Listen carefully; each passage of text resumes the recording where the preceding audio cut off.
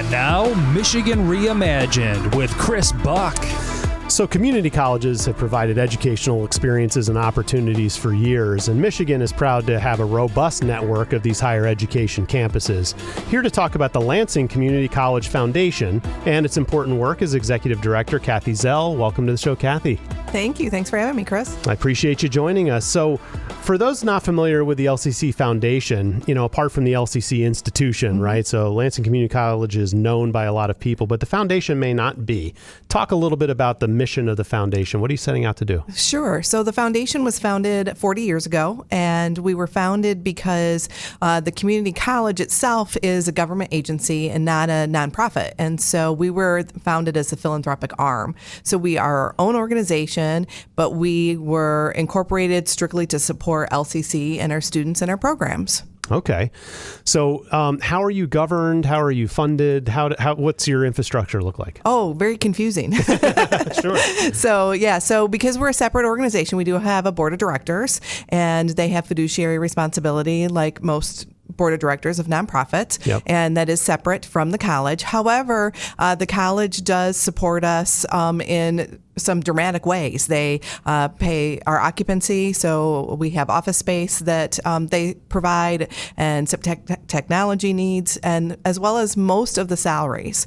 Okay. And so the good news is by them doing most of the salaries, then most of the money that's donated to the foundation can go directly to students. Right. Okay, and that's not something you just gloss over. That's those deal. are like the two largest lines on your on your balance sheet, right? Geez, so the facility space and salaries being covered, then that really assures donors that their money's really going to the reason for the cause. I'm sure we'll explore that a little bit more.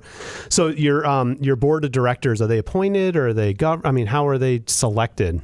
So we have a nominating committee, and they actually just sort of wrapped up what they were doing this year. They did a needs assessment, gap analysis to figure out, what we had on the board and what we needed on the board. And then we went out and approached some community members. So we do have a few positions that are from the college that our bylaws just appoint. So our president of the college is a board member of the foundation.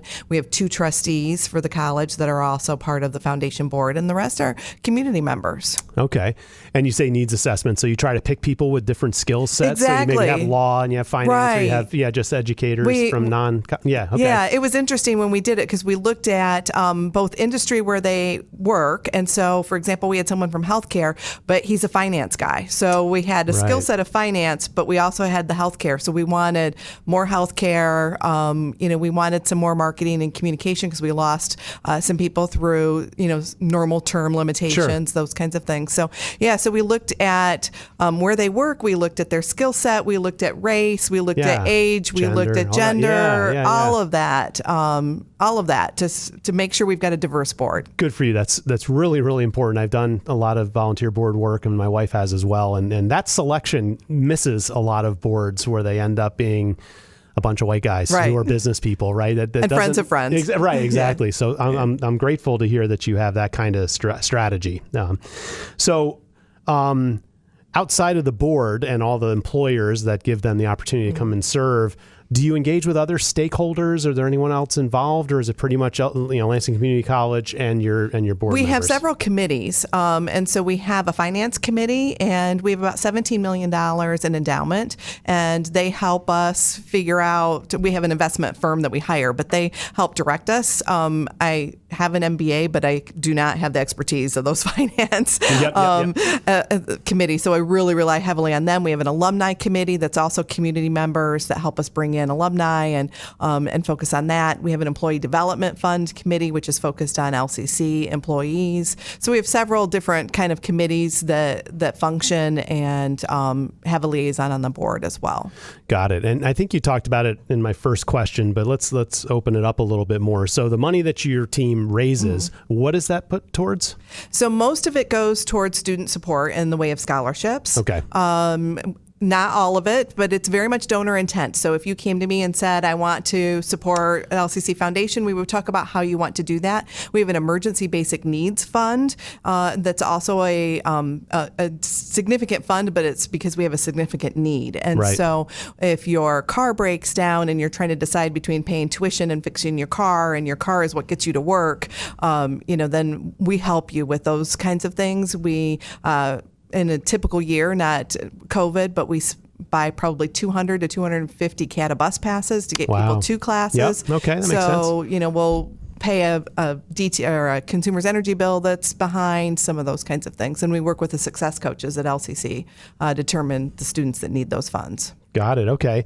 And so with 2020, the pandemic, all that stuff. So as you kind of set your sights on a 2020, strategy, year, what did you hope to have accomplished, and how did the pandemic affect your work for this past year? Well, I started not long before the pandemic. So I think we figured out I had 6 weeks in the office. I started around Thanksgiving, but we had a holiday break. I had training for the job that took me out of the office for a couple weeks, and a scheduled vacation. And so I only had about 6 weeks before the pandemic hit. So, so I think the biggest challenge was onboarding, getting my staff to understand my style, me learning their style, just getting to know each other, getting to know the culture at LCC was not easy when you're not on campus with everyone. Right. And so did the students, obviously, at least for a portion of time, if not the whole year, probably did classes virtually like most learning institutions. So we definitely moved as many classes as we could virtually, but you don't want your phlebotomist to learn online. Yeah, exactly.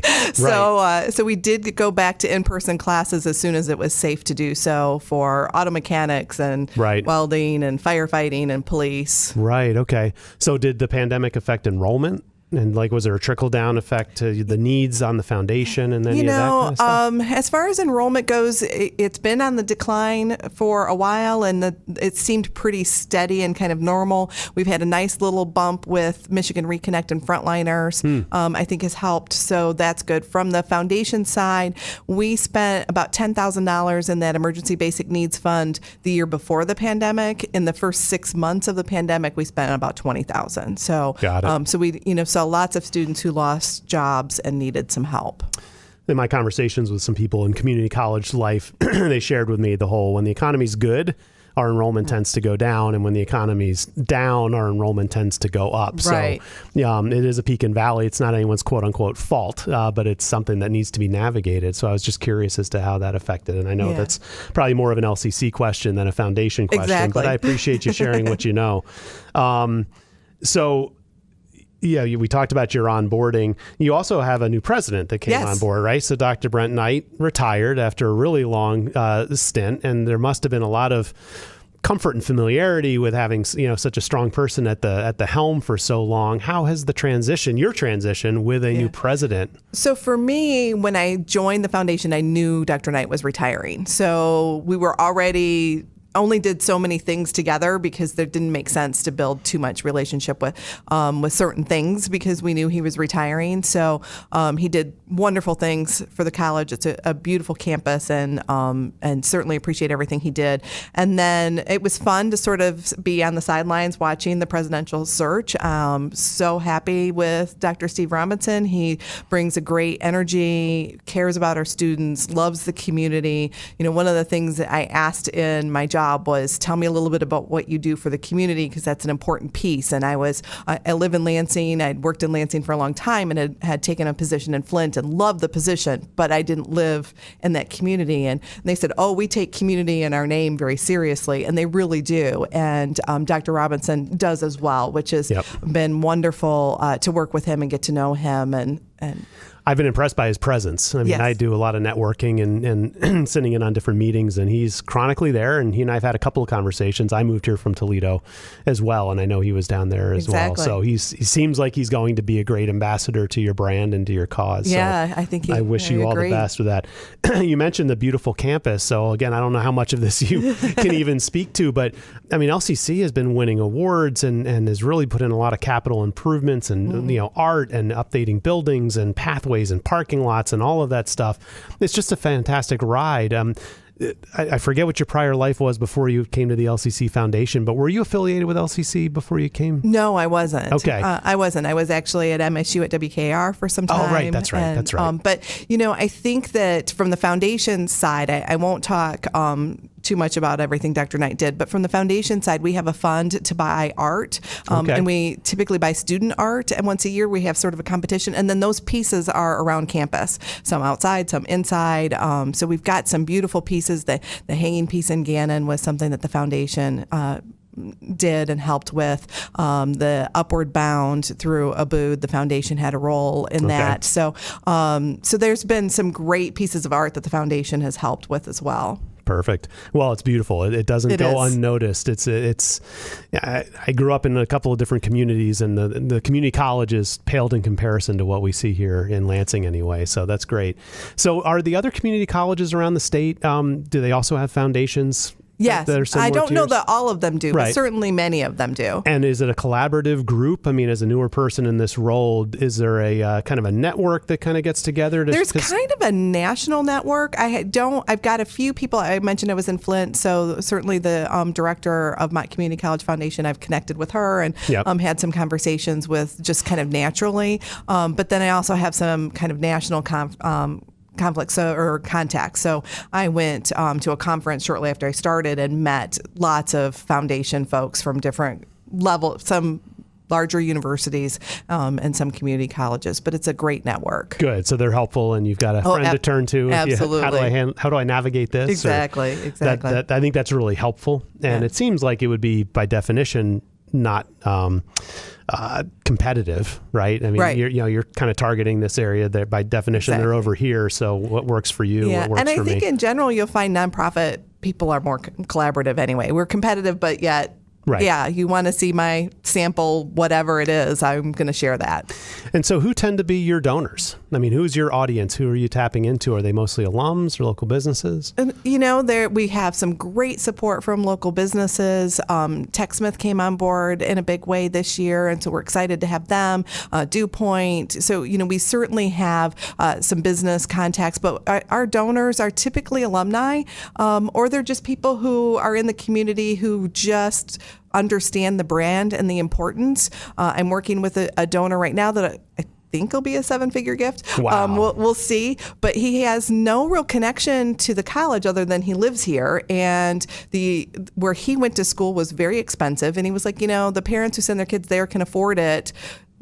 The kids at LCC can't, and he understands that his dollar goes farther. Mm-hmm. It's a very reasonable tuition compared to most 4-year institutions, and so we'll see what happens. We're at the very, very early stages, so I don't want to share too much, but at the same time, it's been a fun kind of way for me to learn the story and share the story with someone that doesn't have a huge connection with LCC. But we have other alumni who will talk about that one math class they needed, which got them to a 4-year institution and to be a successful businessman.